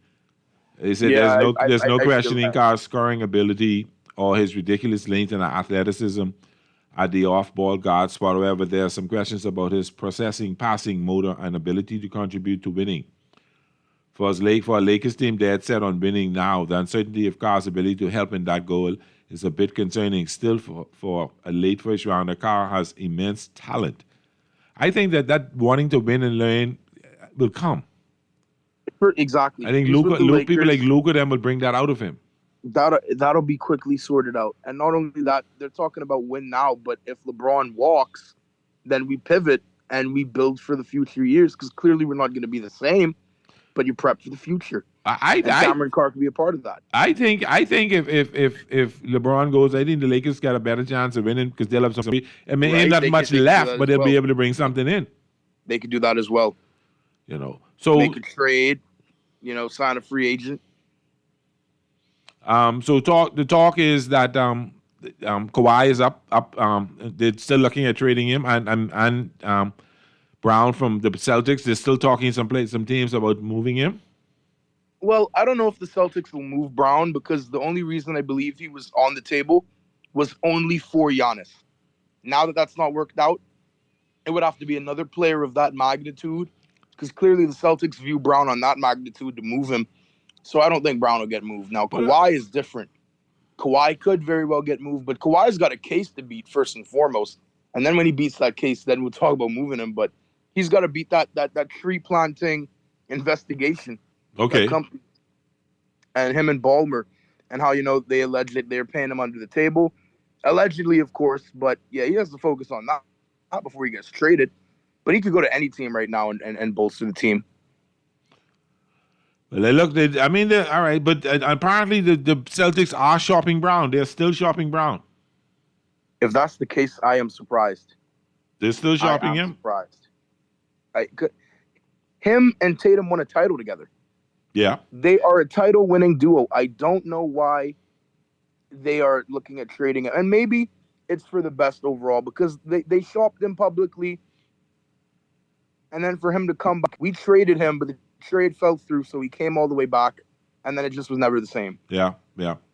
He's a free agent. Trying to get a center out of Mark Williams, that would have been great, but he's a free agent right now, so I don't know. Yep. Unfortunate for us. Tex says, hey, Pearly, the FIFA World Cup is going very well in America. Unfortunately, there were some of those who hate Trump wanted the FIFA Cup to fail miserably in America. They were also praying for empty stadiums. There were quite a few people who was doing that. Yes. Yeah. But the World Cup will never fail. And I knew this question was coming. Good evening, Pearly. What's going on with y'all catcher and Ohtani? Boy. What happened yesterday was rushing. Ohtani I trying to put it pretty polite. Ohtani didn't have the faith in rushing yesterday, so Ohtani took over the play calling last night. Oh. Out following what rushing was saying, and he gave up 3 quick runs, and then he took over, started calling himself, and settled down and really did well. So the spin is that rushing still hasn't caught on yet, and he's still learning the lay of the land and all that. So it's gonna be some difference, right? But the ball is style like Ohtani. If he's not comfortable, then you let him do what he wants to do. There are other players who used to do that. Hershiser used to call his own plays. Kershaw pretty much so called his own, and the Major League Baseball call their own pitches. So I don't see it as a big deal. Rushing is the second year man. He's the junior man. Bill Smith will be back soon, and that's it. That's exactly how it would be. Now, what would be interesting to see is Ohtani pitches next week, which will probably be next week Wednesday. If Chucky Robinson will be the catcher, or rushing, will they pull rushing and don't let him start? Let the kid who's playing, who's just now getting his field. He was tearing up AAA. Right. They brought him up with Will Smith. He went 0 for 10 or 0 for 12. And he had a couple of hits, couple of sacrifice and stuff, and putting the bat on the ball pretty decent in the last couple of games he played. I just think rushing has to study the batters that they're going up against that night and just do some bullpens with Ohtani. Yeah, and that's all. Yeah, and talk to him about it, because Ohtani knows what he feels good pitching. Where the last game, I think he threw a lot of changeups, which worked. He stayed away from that this time. So it depends on how the pitcher feels, depends on who you go up against. And It's more so learning the batters. So you know what to throw at them more so than learning the pitcher because you know what the pitcher's arsenal is all about. So it's more so learning what the batters do. All right, Stat Boy coming to bat. He hits the fastball well. Don't throw no fastball. He likes the slider. So a sinker. You know. So a curveball, something to throw me off. Yeah. Okay. I mean, Ohtani had 8 strikeouts and 2 earned runs for calling his own pitches. Yeah, so free Jumbo Jacks. Yeah. What he wants to do. Again, I know he's still active. I don't care. This is the GOAT, and the GOAT does what the GOAT does. Exactly. He'll take you where you need to go. Exactly. Take you where you need to go. So just before, I think that's a story about a lot of nothing. The rushing will be fine. Nah, he'll be fine. And he's the backup, so he understands his role. He's more leadership role right now. But you know, you gotta sometimes yield to the champ, yield to the master. Just an update. Let me take the time. Go ahead. I like to say Cote d'Ivoire, Cape Verde, 2-0 over Curacao, and Ecuador leading. Ivory Coast. I keep saying Cape Verde. Ivory Coast, my bad. Oh, come on, help me. Staying on your mind because we tied to them. Yes, I do. Ivory Coast, you're right. Ivory Coast got a 2-0 lead in the 82nd minute over Curacao. They're in second, so they'll go forward. Here's this one. Wow, listen to this one. Ecuador leading Germany 2-1 in the 83rd minute. Oh, Ecuador could take that then. They could take that. That'll be interesting. Finish that group. Germany don't have to worry, like we said. Yeah. Good updates though. So let's pick these before we go. Let's pick these last 4 games. Tunisia and congrats to Ohtani too though. Had a baby boy. Yes, baby girl. No, I think he already had a daughter. I think he has one boy and one girl now. Yeah, you're right. Yeah, or I might have the order mixed up. He had the boy first. He has the girl now. Okay. 2-time father. Yeah. Congrats to him. Tunisia, Netherlands. I like the Netherlands. They are 1-goal favorite. I like the Netherlands tonight. Give me the Netherlands. Give me Holland. Virgil van Dijk is gonna get it done. This is an interesting one. Japan, Sweden. There's no clear-cut favorite in this, so I like Sweden. I just gonna ride with Sweden on this one. Oh man, Sweden's lost the game. Japan's won and drew a game. Yeah, I just feeling Sweden can pull it off. I don't know why. I don't know. I'm going to go Japan. I just have a feeling as well. I have no quantifiable data or anything to back this up. I just got a feel for Japan tonight, but it could go either which way, and that's in Dallas. That'll be a great environment. All right. Paraguay, Australia. I like Paraguay tonight. I like Australia to get it done. And Turkey and the United States. I guess the Americans will take it tonight. The States will win this one. All right, there we have it. Thank you so much. It's been a wonderful time. Thanks for all the calls, the texts. Thanks, Stat Boy, for joining me today. Absolutely, wonderful to have you here with me, Talk Sports. This has been Pearly with Stat Boy on Guardian Radio 96.9 FM as the Talking Heads. Please be safe out there and hydrate, people. It's hot. Take time.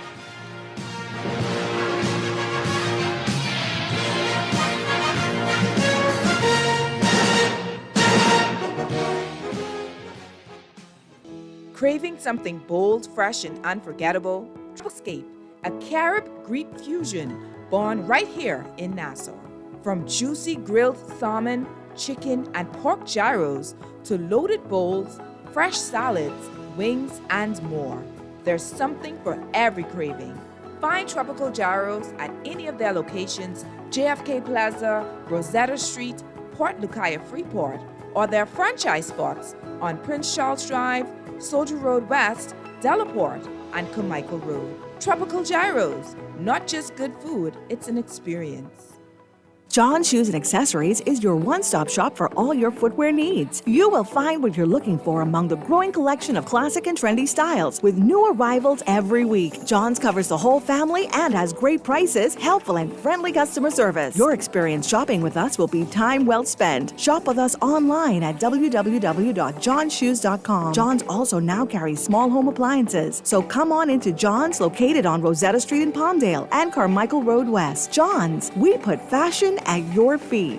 KFC has a bold new flavor you'll love. Introducing the all-new Barbecue Rap Star. We're talking a juicy chicken breast filet, fried to golden crisp perfection, covered in sweet and smoky barbecue sauce, topped with cheese, then wrapped in a delicious toasted tortilla with flavor in every bite.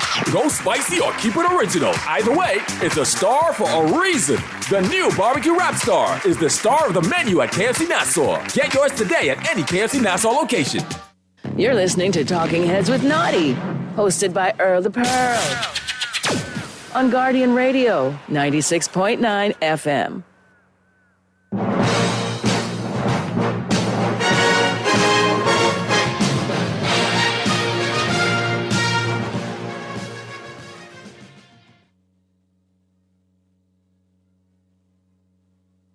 What's up? So we'll do What's More Likely next week in 8 days or whatever. 9 days? Or today. 7. If it's every Thursday, it's 7 Well, days. normally it's Friday. But we count, you have to count the day. But that would be not this Friday, next Friday. You have to which is count 8 the day days you're away. living. The next. We're still living this day. You guys are Yes, crazy. but you're on the day. But if we're going on the day. But if Can it's, we, but can if we it's agree to disagree on this one? Thursday morning and you're going to dinner Sunday night, that's like 4 full days. What's more likely? We're going to do this segment or you're going to keep ranting about this? Guys, there's a dude out there. We want to play this first, Mike Hoskins. Yeah, let's play this first, and let's hear from Brandon Ayuk, who keeps going on his social media and doing weird stuff. Here, let's roll this one. And if I'm crazy or if I'm capping, some boys cut me today, and I'll sign with the Commanders tomorrow, and we'll see who capping. Then there was another one today where he's got a backpack in an empty closet and he's just throwing cash on the ground. Have you seen that? Had not seen that one. Oh, yeah, this one right here. Look at this. He is in an empty closet. It's completely white. There's a backpack on a shelf in there, TJ, and he pulls out, I'm guessing they're $100 bills, and he's just throwing cash on the ground. Now, is he implying that that's all the 49ers cash that they've given him? I hope that this is like an Andy Kaufman Performative? style performance art. Sure. And not the sign of a man who is on his last nerve. And I mean that seriously. Like, I hope Brandon Ayuk is just being funny and is not unwell through the course of this. The fact that every video is him alone doing these things strikes me as odd. Listen, here's what the situation boils down to. Brandon Ayuk, it doesn't matter how many videos you post, how many names you call the 49ers and their front office, how many different times you say you want to be on the Commanders and you got a Commanders hat and a Commanders football and you love the Commanders and go Commanders, you have to show up. The only way you get cut is if you show up to the facility. Force the 49ers' hand, force them to move you back to the active roster or release you. They can't really move you back to the active roster because all that money that you're owed would suddenly hit the salary cap.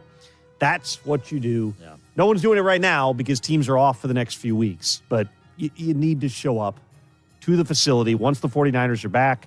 And at that point, you force their hand as opposed to them just being able to go, we don't care. We want to trade you. No one's trading for you. You're still on the team. What's more likely, the team that Brandon Ayuk plays for this season, the Commanders or the field? Commanders. I don't know that there is another team right now that, frankly, wants to be involved with it. His in with the Commanders is Adam Peters is the GM. He was in San Francisco when they drafted him. And Jaden Daniels, he played with him at Arizona State. I don't know how much he's talking, quite frankly. He's not allowed to talk to Adam Peters or anybody else in the Commanders organization. I do believe, as he said himself, if he gets released, he's going to sign in Washington. And that makes sense. There's not going to be a bidding war for Brandon Ayuk. He hasn't played a football game in 20 months. We don't even know if he's fully healthy, if he ever completed his rehab. So, yes, the Commanders is absolutely the team to beat, if not the only team. We heard from Matthew Stafford earlier, guys, about maybe playing into his 40s. Who's more likely to be the Rams starting quarterback in 2028? Matthew Stafford or Ty Simpson? How many years from now is that? That's 2 full seasons. 3 years. Oh, boy.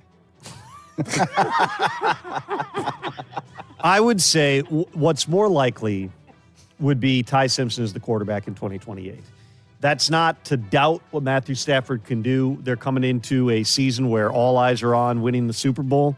For Stafford, he signed an extension, which we talked about earlier in the show. It is an extension, but it wasn't a guarantee that he's still the quarterback in 2027. Everybody has options then. And then in 2028, they structured these void years to give everybody the option of what you want to do moving forward. I just know this.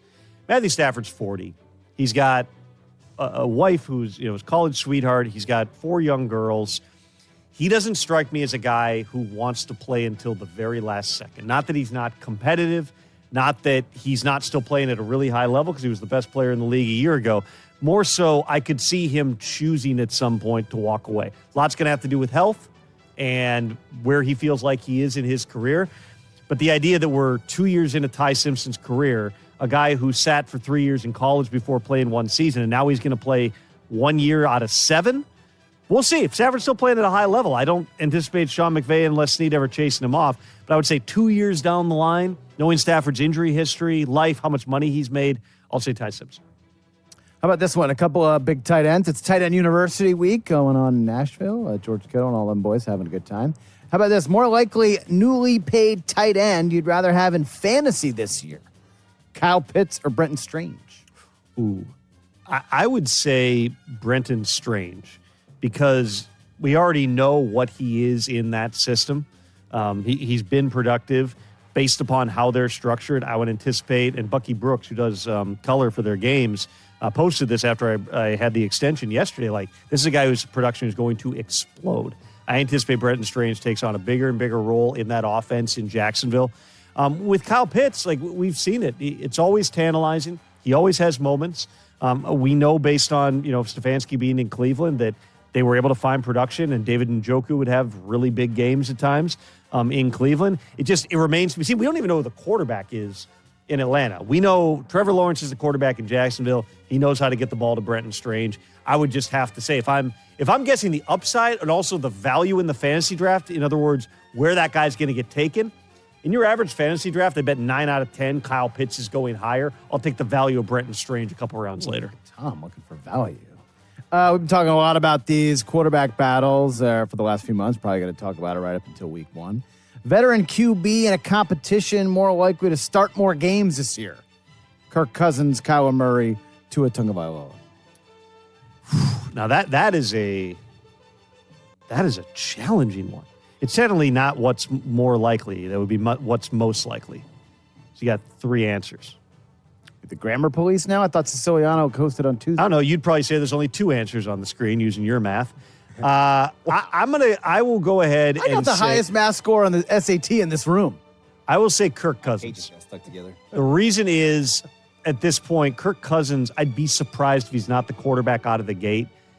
Fernando Mendoza, as talented he is, as productive as he is, big of a winner as he is, he's got a very significant growth process to play a different style of offense, going from shotgun, RPO, throwing into wide open windows to a under center, play action heavy type of a scheme. And I think that the Raiders want to protect him. Kirk Cousins, has played at a high level. He's had injuries that have created circumstances. So have Kyler, so have Tua. But Tua's in a fight with Michael Penix Jr. I would say going into camp, I would think it's Tua, just because he's had all the time on task already there with the new coaching staff. There may be a comfort level. And Michael Penix Jr. is still coming off another ACL. It may be a while till he's truly 100%. But how long does that last? And how does it go with Kyler Murray? I'd still say sitting here, I would lean toward it's Kyler Murray as a starting quarterback, but they split it 50-50 the entire time. Kirk's the one who is pretty clearly the number 1 quarterback right now. And if the Raiders they're still on task, I just don't know that they really want to force Fernando Mendoza out there as a rookie. All right, a couple NBA ones now before we wrap this up and get on with our weekend, boys. Who's more likely to go further in next year's NBA playoffs? Been talking about these guys a lot this week. Giannis or Jaylen Brown? We don't know what team Jaylen Brown is on at this point. We do. He's on the Celtics. You're holding out hope that it's still going to be the Boston Celtics.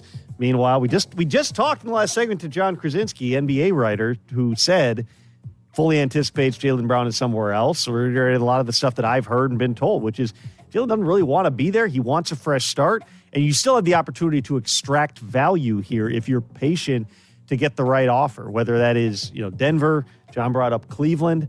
If it's Jaylen Brown and Jokic, I like that over Giannis and Bam in Miami. If it's Jaylen Brown in Boston, I still probably like it better, but I just don't know that there's a scenario where that's where Jaylen Brown is. I just think it's a hard question. Right now, I think Giannis Giannis and the Heat are the favorite in the East, in my mind right now. So all things equal. Favorite to do what? To all things equal, I take Giannis and the Heat. Wow. If he's healthy, if he is the Giannis that we have seen, he is still one of the most efficient players in the NBA. leads the NBA every year in 2-point field goals, is a rebounder, alters the game in terms of defense. He is a game changer. Now, if he gets hurt again, then obviously that upends everything. That would be my concern. He's, 31? He's had a bunch of injuries. That's my concern. But all things equal right now, I mean, put the Heat right there in the favorites in the East. West got shaken up with LaMelo going to Minnesota. And we had Austin Reeves, guys, agree to a new contract. See that video of him on the golf course? Oh, yeah. Like fell over in appreciation. It's cool. Who's more likely to be the better Western Conference backcourt this year? Luka and Austin Reeves or the Ant-Man and LaMelo? Whew. I mean, again, with Luka, you just got to wonder in terms of the health and what that looks like.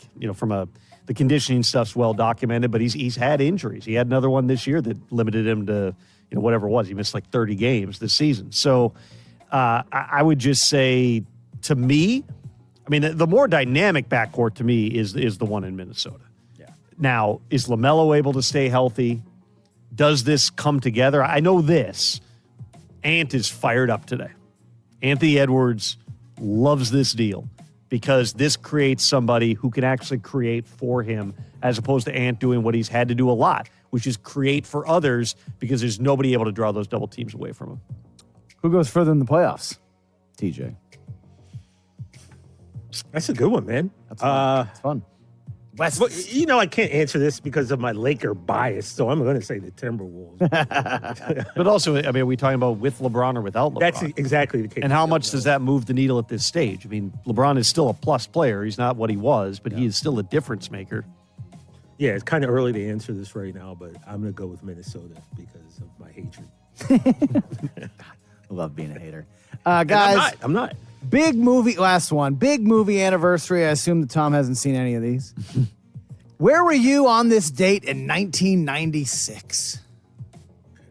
1996. Pittsburgh, I know that. Okay. I would have been summer after the 9th grade. Okay. Probably playing a, Babe Ruth baseball tournament somewhere or something. And you were probably making plans to go Mickey see Mantle or whatever Independence Day tonight. Oh, in theaters. absolutely. 30 years ago today. Great movie, great anniversary. More likely movie. What? You've seen it? I have seen it. I saw it in the theater. Like everyone saw it, okay? There was a point in time when I saw movies, and the late 90s would have been that time. I've never thought it was a great movie. Welcome to Earth. Welcome to Earth. Summer movie you'd likely throw on at the end of your July 4th party, Independence Day, Jaws, or The Sandlot? Why Jaws? Wow, I've seen all three of those movies. One of the great summer movies ever. Is it with the kids or not?